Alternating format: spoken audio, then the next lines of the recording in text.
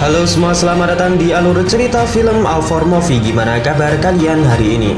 Semoga sehat selalu dan dimudahkan segala urusannya. Pada episode kali ini, Mimin mau ngebahas alur cerita film yang berjudul To Double One. Film ini singkatnya menceritakan sebuah perampokan yang dilakukan oleh sekelompok bersenjata yang sangat sadis. Ya udah, tanpa berlama-lama lagi, mari kita masuk ke filmnya. Semongko.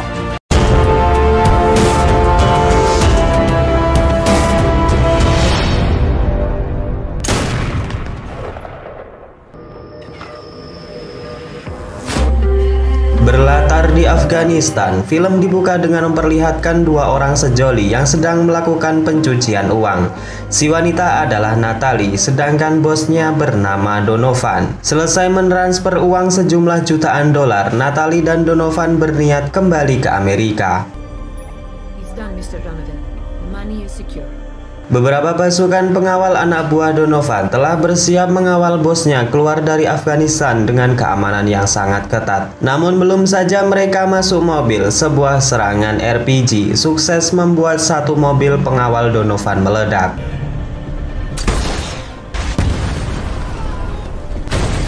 Mereka terus diberondong menggunakan RPG dan satu demi satu anak buah Donovan dihabisi oleh pasukan yang sangat terlatih.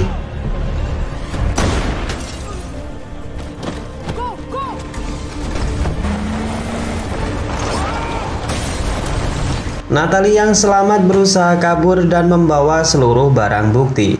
Namun naasnya ia ditembak oleh pasukan terlatih dan tewas saat itu juga. Setelah kejadian tersebut barulah kita mengetahui jika pasukan terlatih ini berjumlah 4 orang, di mana dulunya adalah mantan anak buah Donovan itu sendiri. Maksud kedatangan mereka adalah untuk menagih janji bayaran kepada Donovan. Setelah ditembak di bagian kaki, Donovan baru mengaku jika uang yang mereka maksud telah disimpan di sebuah bank Amerika. Setelah mengetahui di mana uang tersebut berada, Donovan langsung dihabisi saat itu juga. Scene selanjutnya kita diperlihatkan pusat keramaian di kota Kabul. Di sana seorang bercadar merah tengah melakukan transaksi menjual barang-barang antik kepada seorang penadah. Setelah transaksi itu dilakukan, mereka dikejutkan dengan pasukan keamanan yang langsung menangkap mereka berdua. Setelah di mobil kita akan diberitahu jika wanita tadi adalah seorang intelijen mata-mata yang sedang menangani kasus penyelundupan barang-barang antik di kota Kabul. Wanita ini bernama Rosie, dan di siang itu jugalah ia mendapatkan panggilan untuk mendatangi TKP di mana Donovan dan Natalie terbunuh. Setelah sampai di TKP, Rosie langsung men-scan wajah Natalie yang terungkap jika dia adalah tersangka pencucian uang, penjualan senjata ilegal, dan juga obat-obat terlarang. Sedangkan Donovan sendiri adalah CEO perusahaan imbas perang dan penjualan anak di bawah umur yang mendapatkan keuntungan 200 juta dolar per tahun dari usaha kotornya tersebut. Dari analisis sementara, Rosie mengatakan jika orang di balik pembunuhan ini adalah 4 orang mantan pasukan khusus yang dulunya bekerja dengan Donovan, dan mereka juga menjadi buronan pemerintah lantaran telah membunuh salah seorang intelijen Amerika. Scene selanjutnya kita akan diperlihatkan seorang polisi yang bernama Mike Candler tengah melakukan tugasnya berpatroli mengawasi setiap lini kota yang akhir-akhir ini banyak terjadi kasus perampokan dan pemerkosaan serta pembunuhan yang diakibatkan jual beli senjata ilegal di Amerika. Di waktu yang sama kita diperlihatkan dengan seorang wanita cantik yang terungkap dia adalah putri Mike yang bernama Lisa. Di pagi itu ia sangat bahagia di mana ternyata buah manis pernikahannya dengan Steve membuahkan hasil karena mereka akan dikaruniai anak pertama. Steve yang mendengar berita tersebut sangat bahagia dan ia pun segera memeluk istrinya tercinta. Scene selanjutnya kita akan diperlihatkan sebuah WC di sekolah di mana seorang murid yang bernama Kenny tengah dibuli oleh kakak tingkatnya. Karena sudah tak tahan lagi mendapat bulian setiap hari, Kenny pun membalas perlakuan kakak tingkatnya dengan memukulnya sampai pingsan.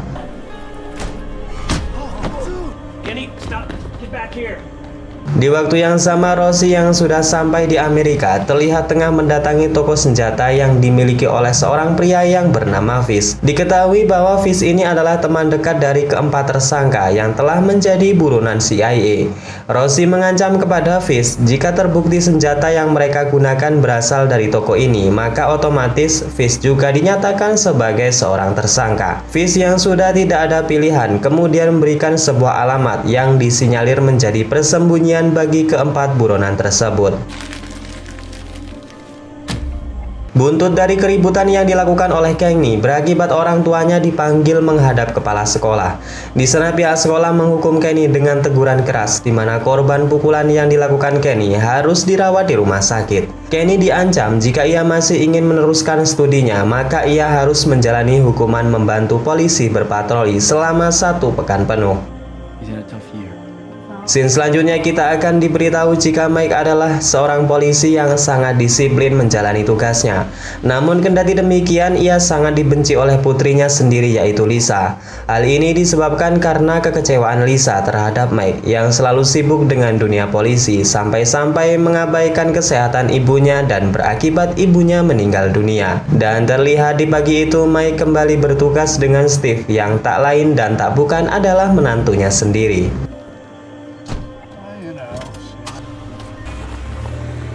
Tak jauh dari tempat tinggal Mike terlihat sebuah bank yang kedatangan paket uang sebesar 1,6 juta dolar. Entah dari mana uang-uang itu, yang jelas uang tersebut adalah uang yang akan menjadi target utama 4 orang buronan yang saat ini tengah mempersiapkan senjata di sebuah gudang tersembunyi.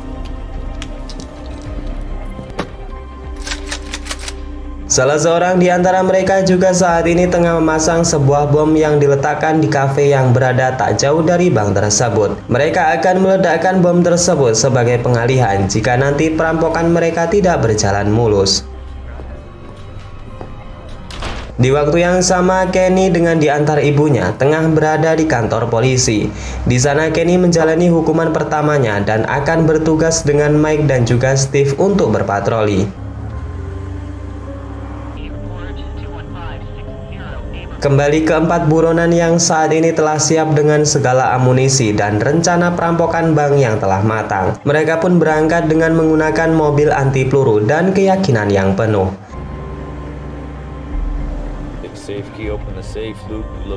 Scene kembali menunjukkan Mike yang mendapatkan laporan untuk menangkap seorang pencuri. Di sana Mike dengan tegas menyuruh orang tersebut menyerah dan mereka pun menangkap perampok abal-abal tersebut. Di lain sisi, Rosie yang sudah mendapatkan titik lokasi persembunyian keempat buronan terlihat tengah mendatangi gudang persembunyian mereka yang baru saja ditinggalkan. Di sana Rosie telah terlambat dan hanya menemukan petunjuk berupa sobekan kertas label dari bahan peledak yang bernama C4. Di waktu yang sama, keempat buronan kini telah sampai di bank, di mana diantaranya langsung masuk menjarah semua pegawai, sedangkan 1 orang buronan berjaga di mobil untuk mengawasi keadaan di luar bank. Para perampok tersebut kemudian menyuruh semua pegawai bank mengumpulkan seluruh telepon mereka dan mengancam agar jangan menelpon polisi atau mereka semua akan dibunuh. Di lain sisi, Mike dan juga Steve berhenti di sebuah kafe yang tak jauh dari bank untuk membeli kopi. Di saat Steve sedang membeli kopi, terjadi perbincangan di antara Mike dan juga Kenny. Di sana Kenny mengatakan jika ia tidak memukul tanpa sebab, ia hanya membela diri karena sudah tak tahan mendapatkan bulian setiap hari. Selesai membeli kopi, Mike dan juga Steve mencurigai sebuah mobil hitam yang tengah mencurigakan terparkir di depan bank. Mereka pun bergegas untuk mencari tahu kenapa orang tersebut berhenti di sana, sedangkan itu bukan tempat parkir. Karena melihat polisi yang tengah mendekat, perampok yang berjaga di mobil merasa mendapat ancaman. Ia pun meledakkan bom yang sudah dipasang di kafe untuk mengalihkan perhatian Mike dan juga Steve.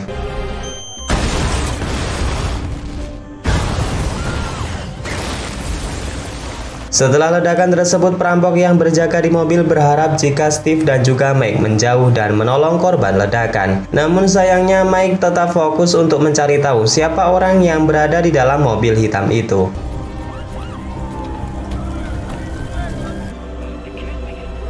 Pasca ledakan yang berada di kafe, para polisi kota langsung dikerahkan untuk mengamankan lokasi tersebut. Sedangkan ibu Kenny yang menjadi kepala rumah sakit segera mempersiapkan timnya untuk menangani para korban. Di waktu yang sama, Rosie yang mendapatkan laporan adanya ledakan segera pergi ke TKP, di mana ia menduga jika pelaku peledakan adalah keempat buronan yang sedang ia kejar. Perampok yang berjaga di mobil yang tahu jika Mike masih tak mau pergi segera mempersiapkan senjatanya. Ia pun menyerang Mike dengan sangat membabi buta. Mendapatkan serangan, Mike pun segera menjauh dan meminta bantuan kepada polisi yang saat ini berada di tempat lokasi ledakan bom. Namun sayangnya nih guys, Steve yang terjebak di dalam mobil lantaran sabuk pengamannya terkunci. Beruntungnya Mike dapat memberikan perlawanan untuk sedikit mengulur waktu agar Steve bisa keluar dari mobil. Setelah berhasil keluar dari mobil, Steve dan Mike pun bekerja sama untuk melumpuhkan perampok tersebut.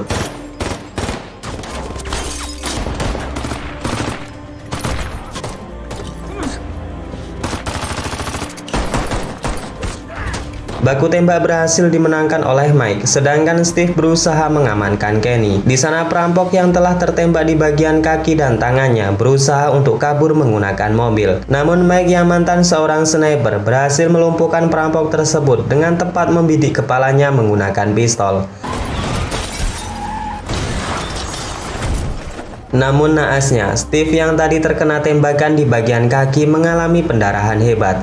Di sana Kenny langsung membantu Steve untuk menekan luka tembakan agar Steve tidak kehilangan lebih banyak darah. Selain itu, keadaan di rumah sakit di mana ibu Kenny bekerja disibukkan dengan datangnya korban ledakan bom yang sangat banyak. Rosie yang juga telah sampai di rumah sakit segera menanyakan kepada salah seorang korban yang selamat dengan menunjukkan foto salah satu pelaku dari 4 perampok. Dan benar saja, pelayan kafe tersebut mengatakan jika salah satu di antara mereka selalu datang ke kafe setiap pagi.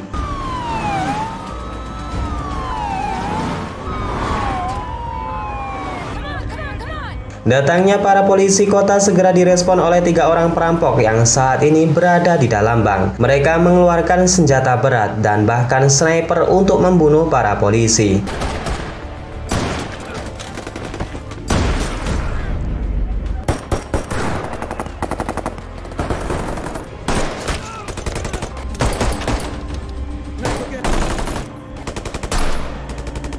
Lisa yang berada di dalam rumah tengah melihat berita perampokan yang disiarkan langsung melalui TV nasional. Ia pun sangat khawatir dengan keselamatan ayah dan suaminya sendiri yang sudah tentu mereka saat ini berada di TKP. Di sisi lain, Steve yang tengah terluka tengah dibantu Kenny membuat video perpisahan kepada Lisa jika saja ia tidak selamat dalam insiden kali ini. Steve terlihat meneteskan air mata lantaran sebentar lagi ia akan menjadi seorang ayah. Steve meminta maaf kepada Lisa jika nanti ia tidak bisa merawat anak mereka secara bersama-sama.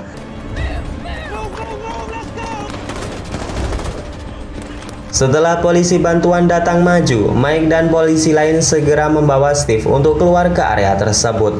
Namun bodohnya nih guys, Kenny yang ketakutan malah masuk dan bersembunyi di dalam mobil.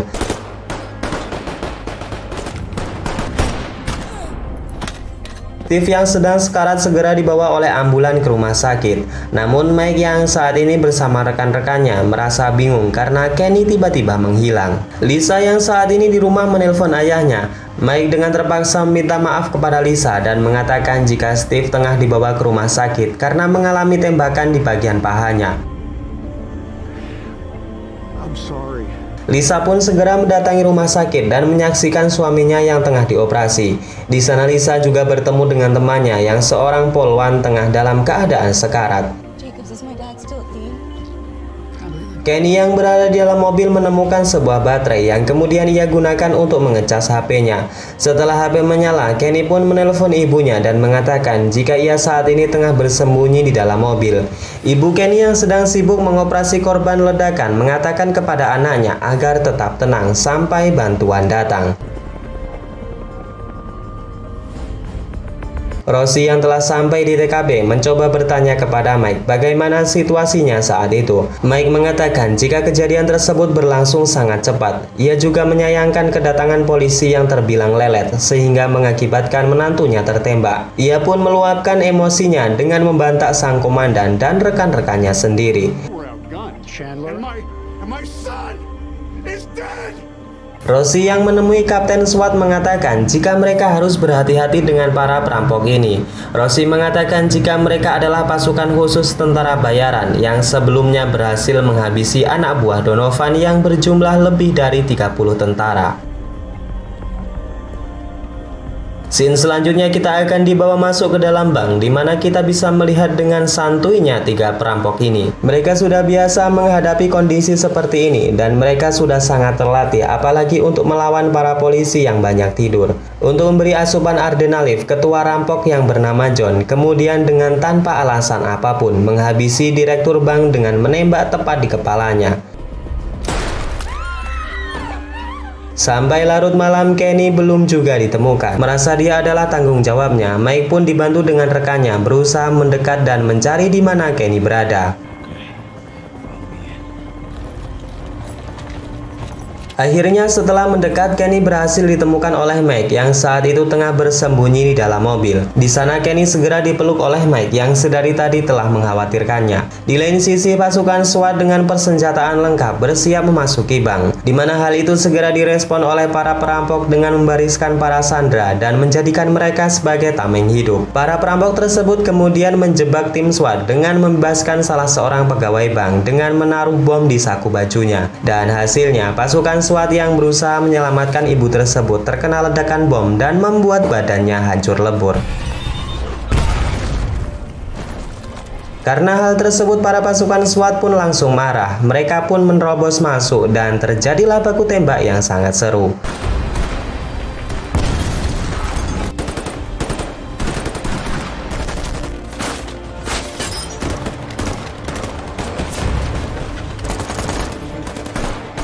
Banyak korban berjatuhan dari sisi pasukan SWAT, namun 2 rampok berhasil dilumpuhkan dengan ditembak mati. Sedangkan John pemimpin rampok berhasil kabur dengan membawa tas berisikan uang. Mike yang saat itu bersama Kenny dan rekannya dikejutkan dengan kedatangan John dan terjadilah baku tembak antar mereka. Sayangnya dalam insiden tersebut Mike tertembak di bagian kaki, sedangkan temannya telah berpindah alam. John yang menyadari hal itu dengan pede langsung maju untuk membunuh Mike, namun tiba-tiba di dalam mobil ambulan Mike segera mendapat penanganan medis. Tak lama berselang Lisa mendatangi ayahnya dan kemudian memeluknya dengan bercucuran air mata. Ia sangat berterima kasih kepada ayahnya karena jika bukan karena ayahnya mungkin saja ia sudah menjadi janda. Dan kemudian film ini pun selesai.